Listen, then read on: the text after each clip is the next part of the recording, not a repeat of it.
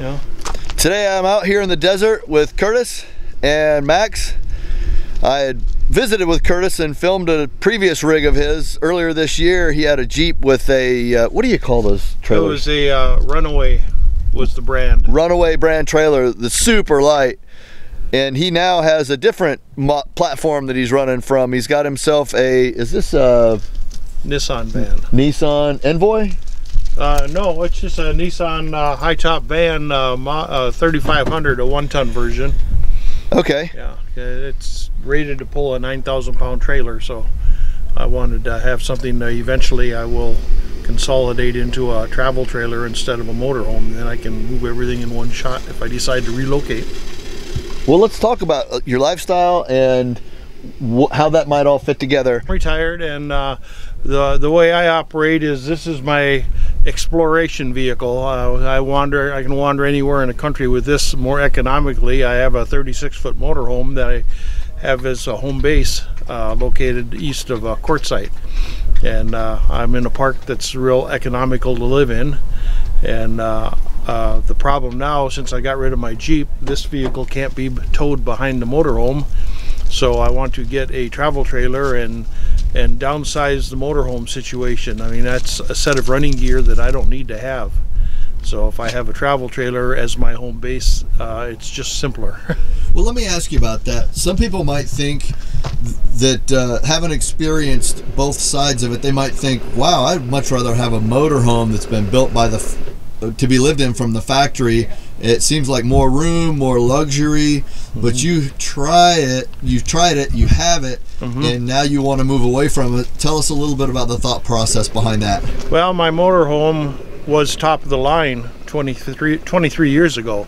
Now it's getting older, and it turns into a maintenance issue. I don't have the funds to repair it if it broke down on the road, so I would rather have it sitting in a RV park where I have all the amenities. But I also want to be able to relocate if the mood hits me, and it tends to do that. Right. So if I simplify matters, I mean, I can live just as comfortably in a travel trailer, and the only mechanical issue you have to worry about is 4 rubber tires and electric brakes. Beyond that, there's nothing to be concerned about. And with a diesel pusher motorhome, it could cost me a fortune if it quit on the road. Right. And I just don't have it, so I'd rather get away from the complexity of a motorhome and simplify matters. I specifically bought this van. It's brand new, and it comes with a 5-year 100,000 mile bumper to bumper warranty, so for the next 5 years I don't even have to think about working on it. Right. And that's kind of a big item if you're going to wander as much as I tend to. Well, let's go back for those that might be wondering. You're retired and you've got some kind of an income coming in, and it's at the point where, let's see, how do I want to say this? Would it be fair to say that you've got an income coming in, whether it be Social Security or a pension, it really doesn't matter, but you've got a monthly income coming in, and you just don't want it to go to mortgage, and you don't want it to go to a 22 or 23-year-old RV repairs, and this lifestyle allows you getting something new to not have to worry about that, and you can use your money for more of the things that you would like to use it for. Right. Is that fair to say? I'm just trying to think of how I want to ask that. That's pretty accurate. I mean, I'm from Minnesota, and I've had enough of winter. I don't want to deal with snow and ice anymore. So that's why I came south. But I like to see new places, so I would rather spend my money on traveling to new places instead of trying to keep up repairs on an old motorhome. You know, and with the security of a warranty on this thing, as long as I've got gas money in my pocket, I'm free to go. Makes a lot of sense. From Minnesota, any kids, grandkids? Nope, just me and my dog Max. Okay, you and your dog Max. And what made you decide to travel with a dog, if you don't mind me asking? Companionship. I mean, you go nuts if you're completely by yourself. I mean, Max is an excellent companion. He's small, about 8 pounds, doesn't take up much space, doesn't demand anything. He just wants to be with me, and that's all that matters. And he's got an excellent personality for traveling. Yeah, and he just loves to be on the road. Would a dog like him be good for security, or does he hear things and bark that you don't hear, or is that not a consideration? It's not too much of a consideration because he's not all that accurate. Okay. General purpose, he may bark once if he hears or senses something not being right. Then after that, he's under the covers. It's my problem. I hear you. Yeah, he just wants me to deal with it. He doesn't want to deal with it. Gotcha. All right. You bought this van completely empty? Yes, I did. And did you do the work on it yourself? Yes, I did. I built everything that's in it. Do you have a background in carpentry, or? My father was a cabinet maker, so I've been around woodworking most of my life. I was a heavy equipment mechanic and an aviation electrician in the service, so there isn't really anything mechanical that I'm afraid to tackle one way or another. Well, I can tell you just from a cursory glimpse inside that this looks like it's very professionally done. Mind giving us the tour? Sure, I won't rate it as professional, but I don't mind saying it's not bad for an amateur. Okay, fair enough. Let's take a look. So starting with, just walk us around. Okay, here in the back, I have a tankless water heater and a shower. I do have a curtain to go across the back doors to use as a shower. But I find that there are a lot of times where you don't have enough privacy to use that. Okay. So I'm in the process of, this is going to be my shower stall inside. I will have hooks in the ceiling and put the shower curtain, and I will use this rubber tub as my shower stall. What kind of a rubber tub is this if somebody wanted to go out and get one? This is right from Tractor Supply. It is a flexible rubber tub designed for feeding animals. So it's a livestock it's a livestock water or feed bin. Okay. And I find that to be a little more durable. I mean, in the past I have used a plastic mortar mixing pan. Yeah. But they're shallower and they're more of a hard plastic, so they're going to age and they're going to crack. And this is flexible rubber. You can fold it up, do whatever you want to it, and it's not going to get hurt. That's a brilliant idea. What would something like that run at Tractor Supply? I believe it was about 25 bucks, maybe a little bit more, with tax under 30 anyhow. Oh gosh, not much at all. No, well worth the added expense. I mean, a plastic mortar trough is about $7 or $8, but their longevity isn't as good. Okay, that's a great idea. Let me get a name on this. EcoTemp? Yes, EcoTemp. They're about $125, $130, so they're economically priced as well. And the plumbing, would the plumbing be considered straightforward? Is there a manual that comes with it that explains how to hook it up? Plumbing is straightforward. I don't believe any real manual came with it, but you know, it's a matter of, it's designed basically to use the shower faucet, and it's just a matter of teeing it in, and then I have a hot water line going over to my faucet.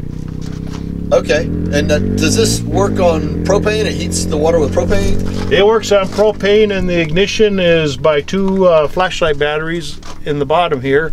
So you just turn the switch on and turn the water on, and the instant it senses water flow, it starts heating. And you will have hot water in a matter of about 2 seconds. I mean, you know, it's that quick.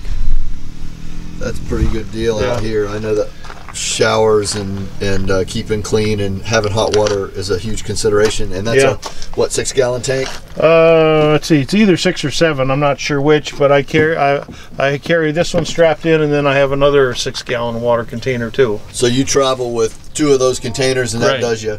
What do you reckon you go through in water a day for those that might want to get water for themselves and, you know, want to know how much to have on hand depending on their trip out in the... Generally, I mean, I don't shower every day, so, you know, if you shower about every 4th or 5th day and just wash up, I probably go through 1.5 gallons of water a day. It's not very much. Between you and Max, 1.5 gallons a day, you got about, let's say, 12 gallons on you. Right. So you could be out there for potentially... I could be out for a week without any problem at all. Okay. You know, week, maybe 10 days if I wanted to stretch it. You know, but I wash my dishes every day, and I use the same.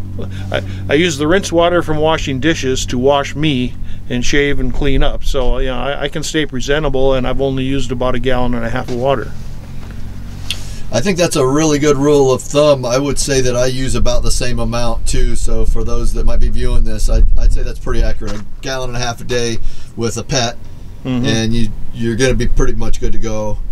Unless you have special needs. Yeah. So what else about your rig here? You've got a looks like a bed folded up out of the way. Yes, I've got a twin size Murphy bed that folds down, and it's nice to have it folding up and getting out of the way. It gives me a lot more floor space during the day, and it allows me to have a shower stall when when you would be pretty cramped for space.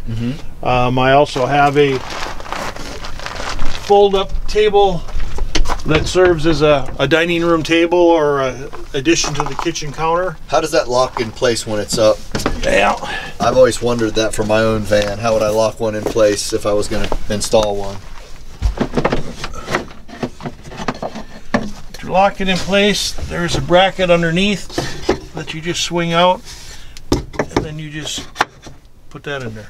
Oh, okay. Simple enough. Yeah. Yeah, you can't make the bracket the full height because it interferes with other things, but just the way I've constructed the counter here, the trim piece, I have to have the bracket below the trim. Okay. And just a spacer block fills it in. And it's working out just fine. Yeah, I don't use it all that terribly often, but if I need counter space, it's there. What did you do to the floor? This definitely does not look like the original floor that came with the rig when you bought it new. Can you talk a little bit about that for folks that might want to put a floor in? Sure. My floor is multi-layered. It is 1-inch styrofoam with a layer of 1/2-inch OSB board on top of it, and then laminated flooring on top of that. And why did you use the foam insulation and then the OSB board first? Well, the foam insulation deadens the road noise. This thing is like a soup can. When it was empty, it just echoes and you can't even hear the radio in it. Okay. So as much insulation as you can put in it is to your benefit. And the 1-inch of styrofoam will stop the road noise from coming up through the floor. Okay. And it might also prevent the rig from getting cold? I'm sure it does. I'm sure it does, but you know, heat rises or whatever, so it's not going to have a huge impact. But the 1/2-inch OSB gives me something to fasten the bottom of the walls to as well, because I don't have, I haven't got anything bolted to through the van. Okay, so you didn't penetrate the steel floor of the van there at all? are no holes in the floor at all. Okay, that's great to know for folks that might be afraid of penetrating a gas tank or an energy line down there. And I chose not to put a sink in with a drain. I have hot and cold running water, but I use a plastic wash basin so that I can just toss the water out the front. You know, the small amount of water I use, that just seems more practical than dealing with a sink and a drain. And again, I don't want to put holes through the floor. It's just, you know, I'm looking at longevity. This thing is treated like my baby. It gets synthetic oil and the whole bit. Well, let me ask you something. If you're just using a what do you call that red thing, a bucket? Yeah, a wash basin. Wash basin. If you're just using a wash basin as your catch for your sink instead of a drain, is that working out okay? Yeah. Or do you feel like you wish you had a drain? How long have you had this set up? Let's see, I'm approaching 6 months since I set it up. I mean, I've been using. I built it in July and August, and we're headed towards December. So, you know, I've traveled pretty good. You know, pretty reasonable distances, and this works just fine. I mean, when if you're talking 1.5 quarts of water, it's a whole lot easier to just toss it out the door. I think you're exactly right, and the reason I'm bringing you up this point and questioning it is because when I see people build out their vans and they put a sink in, I see how much space that plumbing takes up. And I don't have a sink, and if I did have something that I needed to catch water with, it would be a bowl, and I've in 5 years never needed a sink once, and I just feel like it's not a necessary amenity in a van. And so I just wanted to reiterate that I agree with that and that you would concur. Yeah. Well, the biggest thing, I mean, I've been into RVs all my life. I've owned every type of RV you can think of, and I've built out a number of vans. And keep it simple, stupid. I mean, that is the absolute golden rule. You know, you start getting complex, and it's going to be more expensive to build it. It's going to be more maintenance. It's just, there's so many negatives to go and elaborate. You know, it's much simpler to just do it simple. There's no plumbing problems with a water basin. Yeah, yeah, that's for sure. So I want to talk to me a little bit about this ceiling. I really like what you've done here. Okay, the van ceiling had steel ribs spaced about 12-13 inches apart. So I cut one layer of styrofoam and just wedged it up between the ribs of the ceiling. Is it special styrofoam? It's just the 1-inch stuff that has the aluminum surface on top. Yeah, it's about $10 a sheet. Get it at the hardware store? Yeah, and Home Depot's got it. You know, about $10 a sheet. I don't know how much usefulness the aluminum reflectiveness does in this application, but you know, what the heck, for $10 a sheet you can't go wrong. And then I ran not full-size 2x4s, but the shrunken ones that are about 1 1/4 inches by 3 inches. I ran 4 2x4s the full length of the van, two on the outside edge and then 2 in the center, and then I put a second layer of styrofoam. So I've got 2 inches of styrofoam and 2 inches of the aluminized covering for insulation in the roof. How does all that stay in place? Did you go through the roof? Nope, no, I haven't punched any holes in the I take that back. I have punched one small hole through the roof, and that was to run the electrical cables for the solar panels. The actual solar mounting brackets, the Nissan van is the only one that has mounting brackets already in place on the roof. Okay. And I just used what was already there, so I didn't have to put any holes in the roof. How are you keeping the ceiling in place? It's held in with screws, with sheetrock screws, and I use these little grommets around them, little stainless steel grommets around them, because it spreads out the load. What are the sheetrock screws going into besides the wood? What's holding the wood up? Well, the wood is leg bolted into the ribs of the roof. Okay, so you've got some steel like girders running the length of this, and you're going into those? No. Going the length of it, I have the small 2x4s, 1.5 by 3 inches or whatever. Yeah. Yeah, I have that, and those 2x4s are leg bolted into the steel ribs that go crosswise. Okay, they go crosswise. I got you. Yeah. I'm just trying to figure out how this is staying in place, and now it makes sense. Yeah. How did you get this wood to look so nice? Is this regular plywood, or what would you ask for at the hardware store if you wanted wood just like this? 1/4 inch Luan plywood, and it's about, on average, $10 a sheet. Luan? Luan, L-U-A-N. Okay. And you know, all I have on it is one coat of clear polyurethane. Did you sand it first, or just no? You just put it right over it? I just put it right on it, just the way it was. I mean, I'm not a perfectionist, you know. It looks really good, is the reason I'm asking. And yeah. I know there's people that are going to see. I don't know how well the camera's picking it up, but they're going to want to know how you made it come out so nice. Did you apply it with a brush or with a rag? With a brush. Okay. Looks great. Yeah. And so these cabinets, did you make these, or did you just buy them and install These them? are unfinished utility cabinets from Home Depot. They're the cheapest cabinets you can buy. All I did is put a coat of polyurethane on them and leg bolted them to my walls that I'd built. So you didn't have to screw around with hinges and latches and all that stuff. They already come made like that. Yeah, I mean, all the cabinets for the van on both sides, grand total roughly $250. And it looks great, and look at all the space you pick up, especially up here over the bed.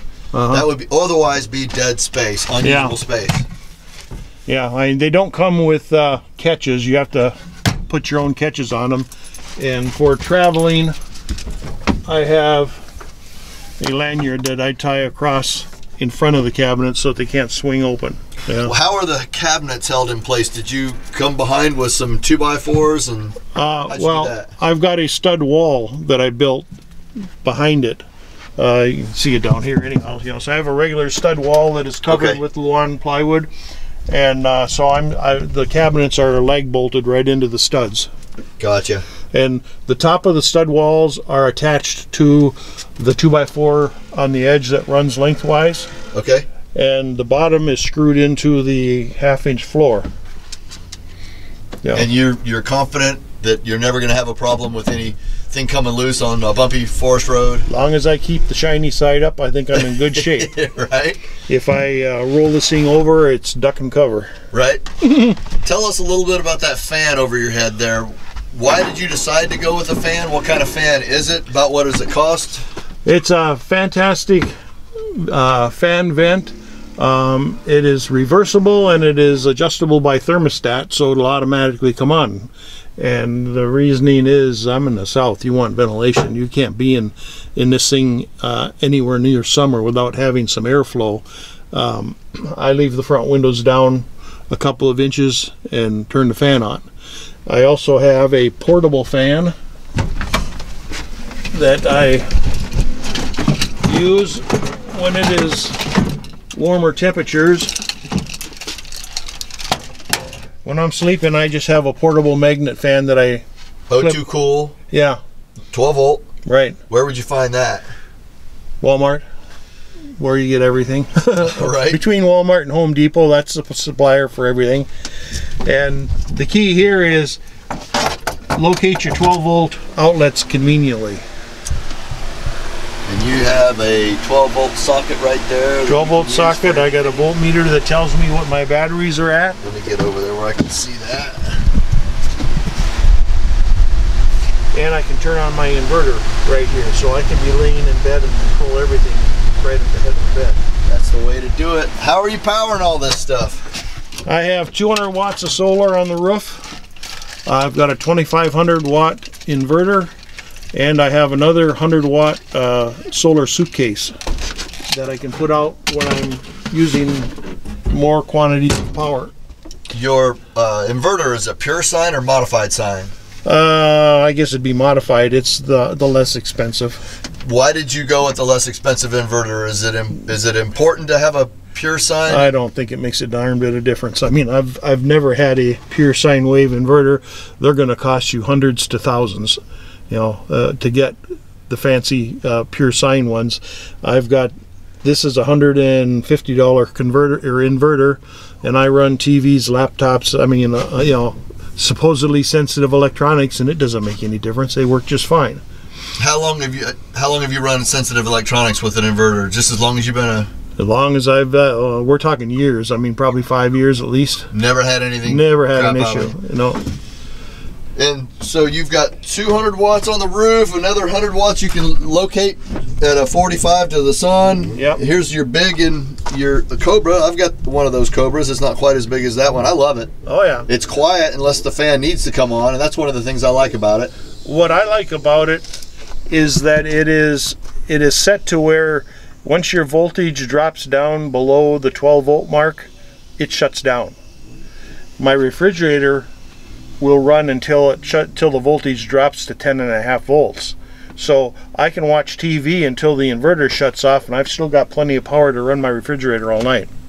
So you've got the panels on the roof, the auxiliary panel that you can place on the ground and point at the sun. You've got a Renogy solar controller that's controlling the charge from the panels to the battery bank. Tell us a little bit about this battery bank and why you chose it and how it's working out for you. How many amp hours to start with? I don't really know how many amp hours. I bought Walmart's largest, you know, Group 31 deep cycle batteries, and you know, I don't claim to know everything there is to know about solar. Okay. But it works for me, and I don't have to pay any attention to my refrigerator. I've never run low on power. And you wired this all yourself? Oh yeah. What gauge wire did you decide on? Let's see. I went with 8 gauge wire as much as possible. Whatever. Let's see. This is the 8 gauge wire. Yeah. I ran 8 gauge from the solar panels down to the controller, and then I used 8 gauge. I think, you know, for all the connections for the solar panels to all the way to the battery. And I am grabbing all these wires, and the sun is bright today, and none of these wires feel warm at all, so it looks like you're in really good shape as far as the heaviness of the cable goes. Yeah, I mean, I'm up to 13.5 volts right now, and you know, it'll get as high as 14 volts. And here again, I don't know if you can see it from there, but I have multiple voltmeters. I have it hooked up to tell me the voltage at the solar panels, to tell me the voltage at the batteries, and eventually I'll hook up this one that'll show me the truck battery voltage. Okay. I just haven't bothered to because I don't really need it. But and you used a fuse panel. Yeah. To run your electronics from. You just ran the positive and negative from your battery bank to a fuse panel. Yep.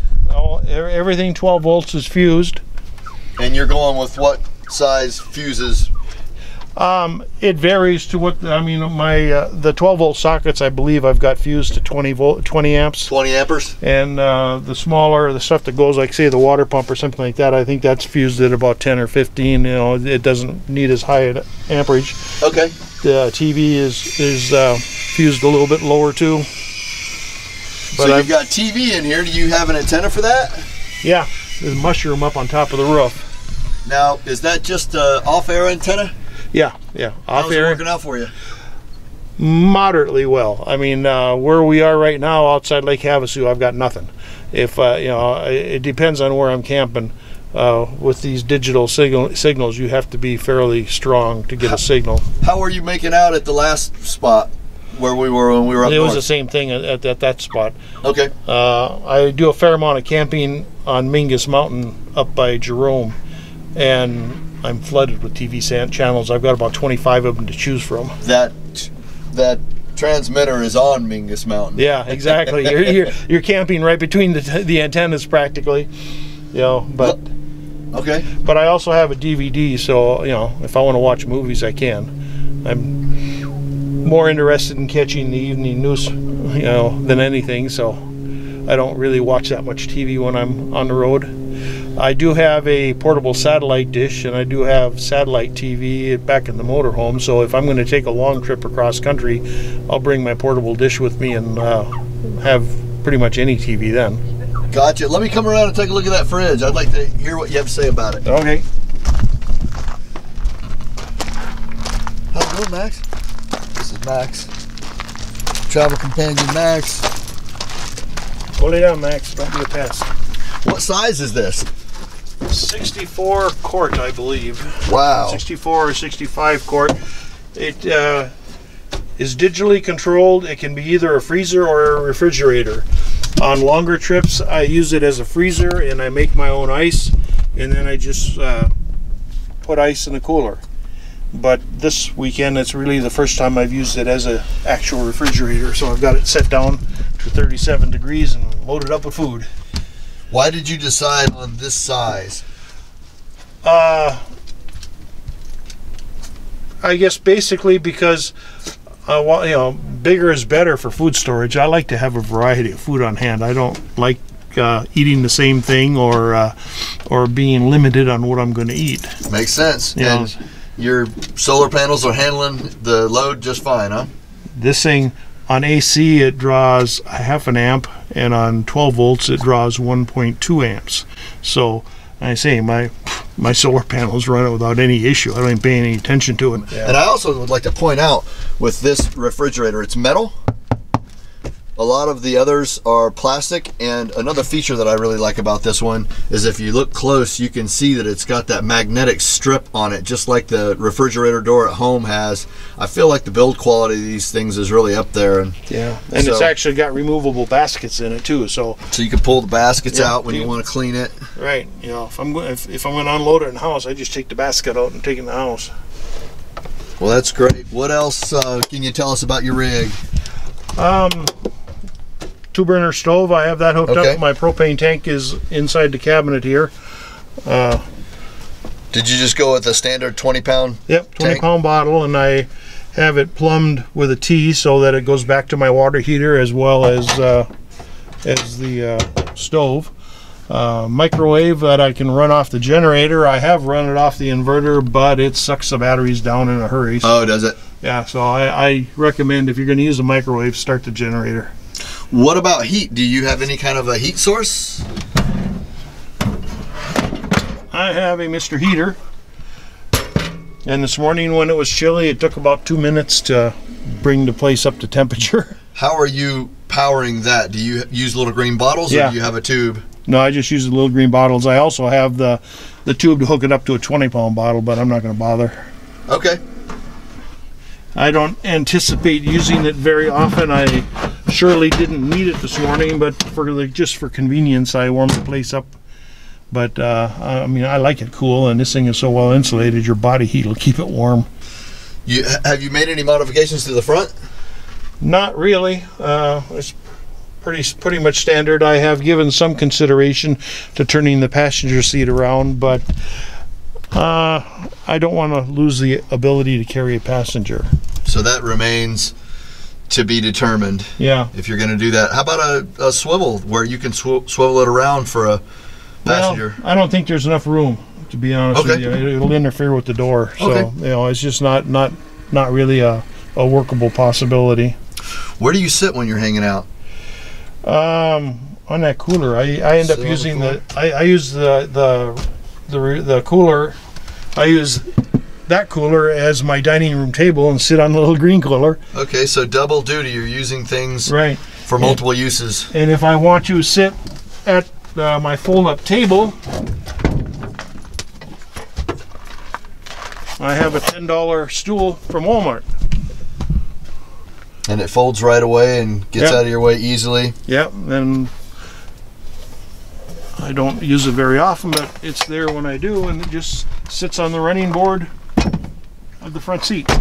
Let me come around so the light's better. Okay. So folks are going to want to know, how do you go to the bathroom when you have to go in this? Well, I'm old enough to where multiple trips to the bathroom during the night would be mandatory, so I carry the standard pee bottle. Okay. I do have a homemade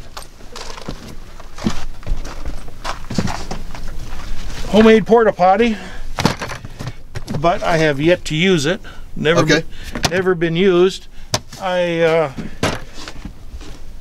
long as I can find a bathroom by roughly 10 o'clock in the morning, I'm okay. So, you know, places like this, I just run into town. Okay. So, yeah. Curtis, do you have any special medical considerations that folks might want to know if they have similar? Do you have anything like, how do you get medicine on the road, or does that even apply to you? Well, it does apply to me, and that's probably the biggest reason that I have a home base in an RV park. I'm diabetic, and I take a whole slew of different pills, and my pills come by U.S. mail, and my insulin comes by UPS, or it all comes from the VA. And government computers aren't smart enough to be able to handle two addresses. Right. So I have to have one address that will take both U.S. mail and UPS and FedEx and all that stuff. So that's why I maintain a home base in an RV park that gives me that ability. Do you ever have the packages rerouted to the location you're at, or do you just go back periodically to pick it up as needed? Yeah, I get a 3-month supply at a time. Oh, okay. So and I usually keep a 6-month supply on hand. So I mean, you know, I should be able to get home at least once every 6 months without a problem. Right. So if you're a diabetic and thinking about a traveling lifestyle, even if you can't have your medication sent to where you happen to be, you're saying that's not a valid reason to hold you back. You can still live the traveling lifestyle. Yeah, doesn't hamper me a bit. Okay, well that's great, man. Yeah. How about internet? Do you go on Facebook or any of that kind of stuff? Does that? I stay off the internet as much as possible, but I do have the ability. I do have a laptop with me. I do have a Verizon hotspot that I use. My generator is a Honda 2000. Oh yeah. And now that I've got my solar panels, I have only used it once this summer. What would something like that run if somebody's at home and they want to pick up? Why did you pick a Honda? I know there's less expensive ones. I originally bought a Powerhouse 3000 watt generator because it was electric start with a remote start, and it worked great for about 1.5 years, and then it became so unreliable, and I just had one problem after another, and I just gave up on it. It's just a $1,200 boat anchor sitting alongside my motorhome that doesn't even run.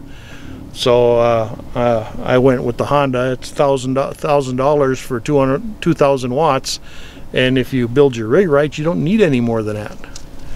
You know, so it does everything I need it to do, and it's absolutely reliable, and it's the quietest one on the market. Well, I think the biggest thing is for them to understand that it is an evolving situation. You are not going to get it right the first time. You are going to build one rig and say, well, I should have done this different, I should have done that different, and you know, so remodeling, adding on, changing, that is just part of the process until you come up with what really works for you. You know, so it's kind of like, don't be afraid to make mistakes, give it a go, and if it doesn't work, do something different. Great advice. Have you ever felt unsafe? Never.